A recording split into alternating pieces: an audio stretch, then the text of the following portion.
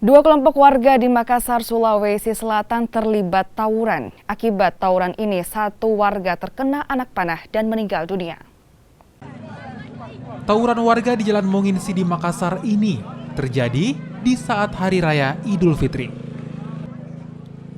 Meski polisi yang tiba di lokasi berhasil menghentikan tawuran antar warga, namun satu orang menjadi korban terkena anak panah dan sempat dibawa ke rumah sakit.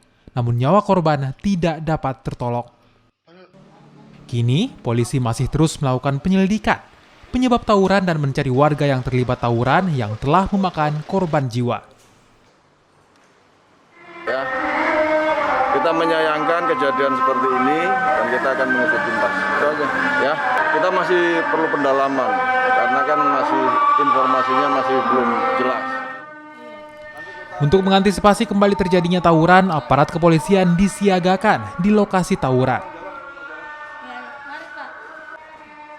Arif Tirtana, Kompas TV, Makassar, Sulawesi Selatan.